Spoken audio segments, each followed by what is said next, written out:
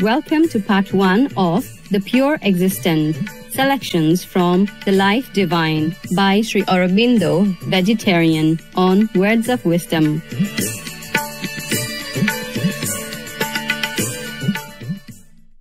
India is the home of many great spiritual masters who have brought wisdom and truth to earth.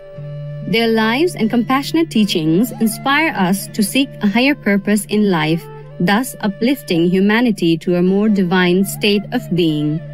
One such great figure is the spiritual master, yogi, philosopher, poet, and politician Sri Aurobindo, who graced our planet from 1872 to 1950.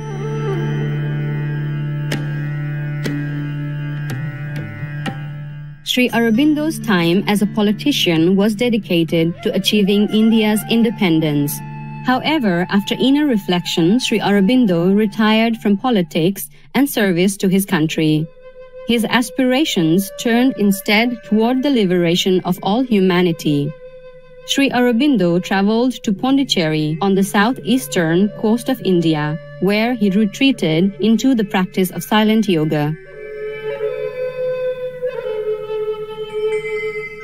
Based on the inner knowledge revealed to him during his spiritual practice, Sri Aurobindo began publishing writings full of wisdom.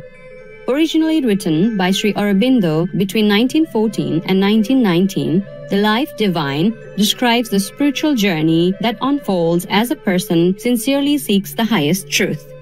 Such a journey leads to the soul's awakening and the direct experience of divinity. Today we present excerpts from Chapter 10, The Pure Existent, from the book The Life Divine. Chapter 10, The Pure Existent. One indivisible that is pure existence. Chandogya Upanishad.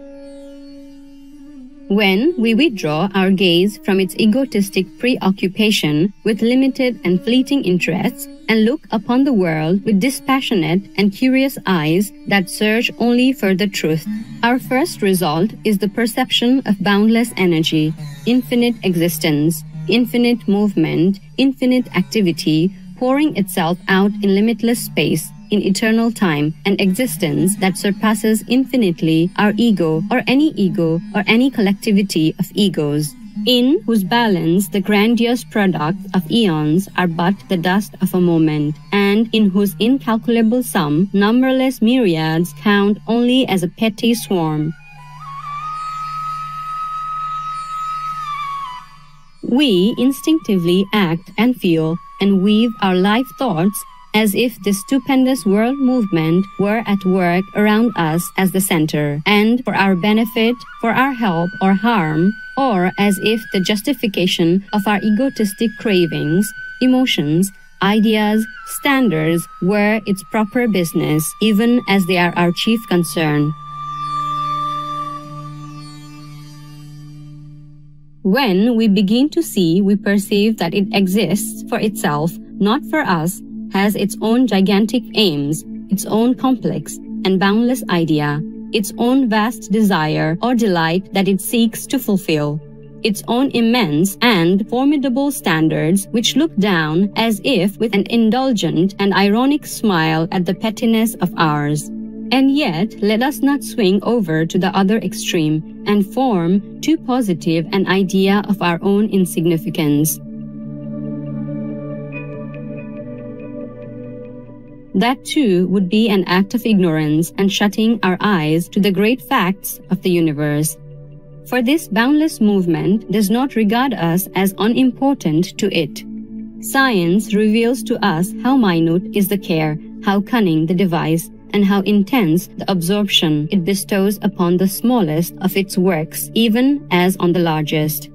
This mighty energy is an equal and impartial mother, Saman Brahma, or the universal ultimate unchanging reality in the great term of the Gita, and its intensity and force of movement is the same in the formation and upholding of a system of suns and the organization of the life of an ant hill.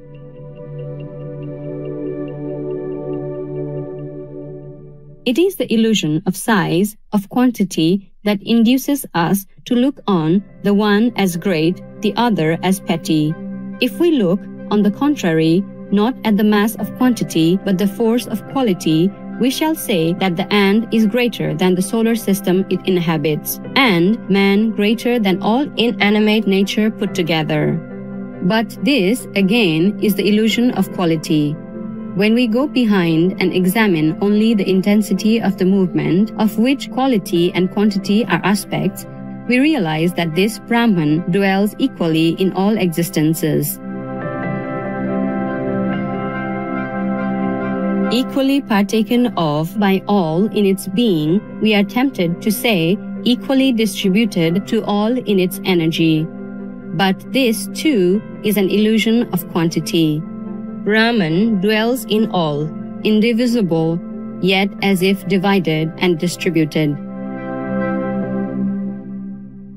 If we look again with an observing perception, not dominated by intellectual concepts, but informed by intuition and culminating in knowledge by identity, we shall see that the consciousness of this infinite energy is other than our mental consciousness, that it is indivisible and gives not an equal part of itself, but its whole self at one and the same time to the solar system and to the ant hill. To Brahman, there are no whole and parts, but each thing is all of itself and benefits by the whole of Brahman. Quality and quantity differ. The self is equal. The form and manner and result of the force of action vary infinitely, but the eternal, primal, infinite energy is the same in all. The force of strength that goes to make the strong man is no whit greater than the force of weakness that goes to make the weak. The energy spent is as great in repression as in expression, in negation as in affirmation, in silence as in sound. Therefore, the first reckoning we have to mend is that between this infinite movement, this energy of existence, which is the world and ourselves. At present, we keep a false account. We are infinitely important to the all, but to us, the all is negligible. We alone are important to ourselves. This is the sign of the original ignorance, which is the root of the ego, that it can only think with itself as center, as if it were the all, and of that which is not itself accepts only so much as it is mentally disposed to acknowledge, or as it is forced to recognize by the shocks of its environment. Even when it begins to philosophize, does it not assert that the world only exists in and by its consciousness? Its own state of consciousness or mental standards are to it the test of reality. All outside its orbit or view tends to become false or non-existent. This mental self-sufficiency of man creates a system of false accountanship that prevents us from drawing the right and full value from life. There is a sense in which these pretensions of the human mind and ego repose on a truth, but this truth only emerges when the mind has learned its ignorance and the ego has submitted to the all and lost in it its separate self-assertion. To recognize that we, or rather the results and appearances we call ourselves, are only a partial movement of this infinite movement, and that it is that infinite which we have to know, to be consciously and to fulfill faithfully, is the commencement of true living. To recognize that in our true selves we are one with the total movement and not minor or subordinate is the other side of the account, and its expression in the manner of our being, thought, emotion, and action is necessary to the culmination of a true or divine living.